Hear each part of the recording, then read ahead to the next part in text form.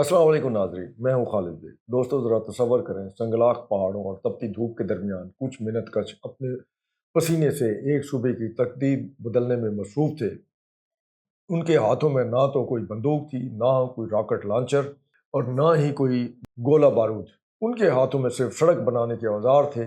ये वो मासूम और निहत्ते ठेकेदार और उनके मजदूर थे जो तुर्बत और कल्लात के अवाम के लिए एक महफूज और खुशहाल कल की बुनियाद रख रहे थे, दूर दराज इलाकों को आपस में जोड़ रहे थे। लेकिन फिर अचानक क्या हुआ? रात के अंधेरे में छुपकर वार करने वाले बुज़दिल दहशत गर्दों ने उन निहत्ते मेहनत कशों पर गोलियां बरसाकर उन्हें बेदर्दी से शहीद कर दिया। आज बलूचिस्तान की तरक्की के इन दुश्मनों के चेहरे पूरी तरह बेनकाब हो चुके हैं। ज़रा रुकिए और एक लम्हे के लिए ठंडे दिमाग से सोचिए, ये कैसी मज़ामत है, ये कैसा हकूक़ का मुतालबा है।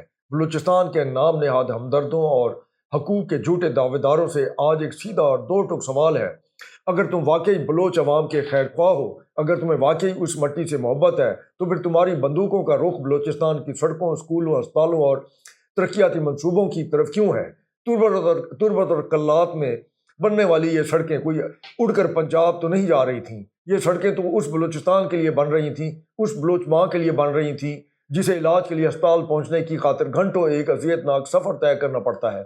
इन तरक्याती मनसूबों से पैदा होने वाला रोज़गार बराह रास्त बलूचिस्तान के नौजवानों को मिल रहा था और उसके सम्राट बलोच अवाम के घरों तक पहुंच भी रहे थे। तो फिर इन सड़कों और इस रोज़गार से तकलीफ किसे थी?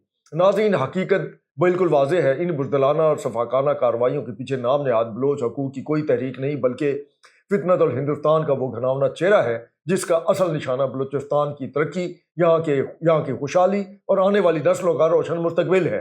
इंडिया ने अपने पेरोल पर पड़ने वाले ये किराए के कातिल अच्छी तरह जानते हैं कि जिस दिन बलूचिस्तान मुकम्मल तौर पर सड़कों के जाल से जुड़ गया, जिस दिन बलोच नौजवान के हाथ में बंदूक की बजाय लैपटॉप और रोजगार आ गया, उस दिन उनके दहशत गर्दों की मुनाफा बख्श दुकानें हमेशा के लिए बंद हो जाएंगी।